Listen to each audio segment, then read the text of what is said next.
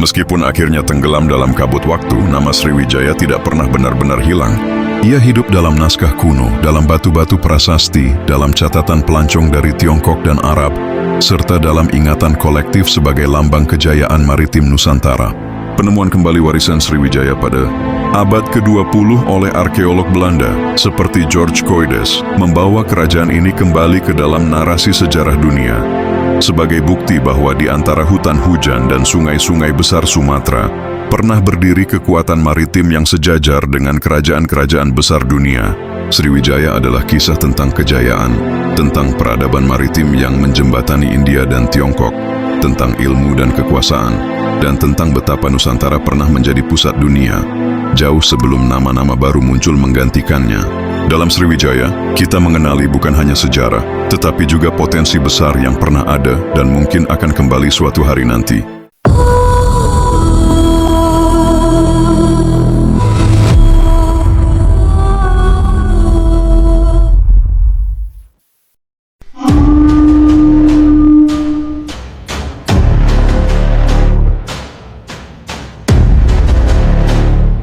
Di tepian Sungai Musi yang tenang, di jantung Pulau Sumatera bagian selatan, berdirilah sebuah kerajaan besar yang namanya kelak akan menggema hingga ke ujung Asia dan bahkan dicatat dalam naskah-naskah Tiongkok, India, hingga Arab.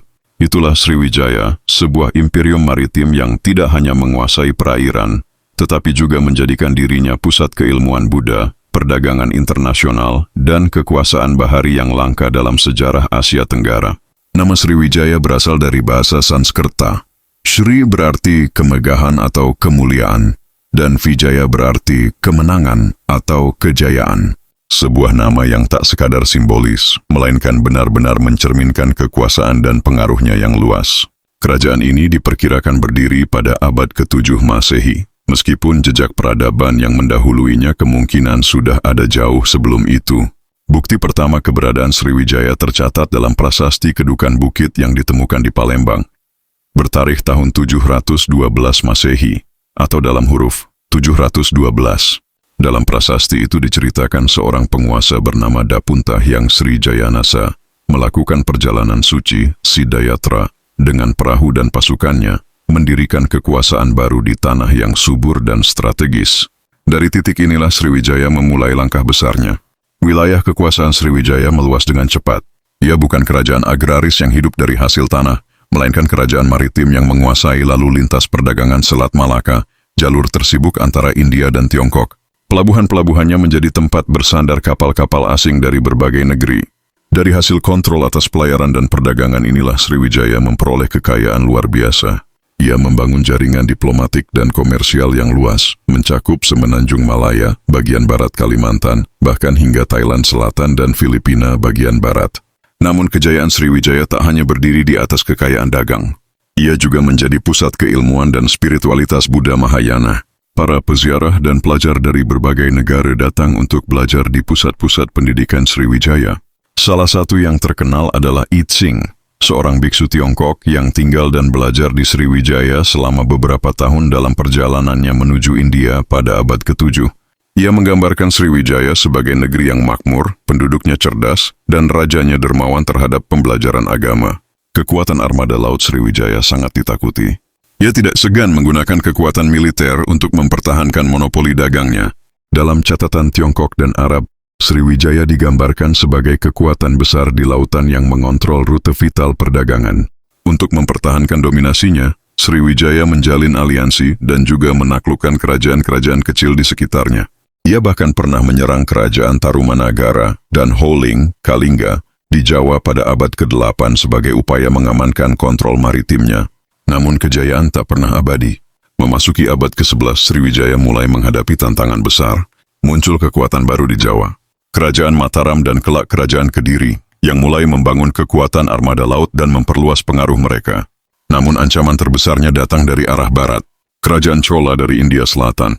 Pada tahun 1025 Masehi, Raja-Raja Chola Permai dan putranya Rajendra Chola Permai melancarkan ekspedisi militer besar-besaran ke wilayah Asia Tenggara.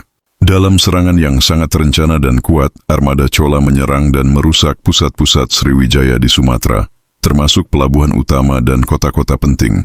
Serangan ini bukan hanya mencederai kebanggaan Sriwijaya, tetapi juga menghancurkan infrastruktur dagang dan kekuatan militernya. Meskipun Sriwijaya tidak sepenuhnya runtuh setelah serangan itu, namun pukulan tersebut sangat berat. Kekuatannya mulai menurun drastis. Setelah abad ke-12, Sriwijaya perlahan memudar dari panggung sejarah. Pusat kekuasaannya berpindah-pindah, dari Palembang ke Jambi dan kemudian ke daerah-daerah yang lebih kecil. Dalam prosesnya, kerajaan ini terpecah dan digantikan oleh kekuatan-kekuatan lokal baru, seperti Kerajaan Melayu, Dharmasraya, dan kemudian Kesultanan Malaka yang akan mewarisi sebagian warisan maritim Sriwijaya dalam bentuk baru, yakni sebagai kerajaan Islam. Meskipun akhirnya tenggelam dalam kabut waktu, nama Sriwijaya tidak pernah benar-benar hilang. Ia hidup dalam naskah kuno, dalam batu-batu prasasti, dalam catatan pelancong dari Tiongkok dan Arab, serta dalam ingatan kolektif sebagai lambang kejayaan maritim Nusantara. Penemuan kembali warisan Sriwijaya pada abad ke-20 oleh arkeolog Belanda seperti George Coides membawa kerajaan ini kembali ke dalam narasi sejarah dunia. Sebagai bukti bahwa di antara hutan hujan dan sungai-sungai besar Sumatera pernah berdiri kekuatan maritim yang sejajar dengan kerajaan-kerajaan besar dunia. Sriwijaya adalah kisah tentang kejayaan, tentang peradaban maritim yang menjembatani India dan Tiongkok, tentang ilmu dan kekuasaan, dan tentang betapa Nusantara pernah menjadi pusat dunia, jauh sebelum nama-nama baru muncul menggantikannya. Dalam Sriwijaya, kita mengenali bukan hanya sejarah, tetapi juga potensi besar yang pernah ada dan mungkin akan kembali suatu hari nanti.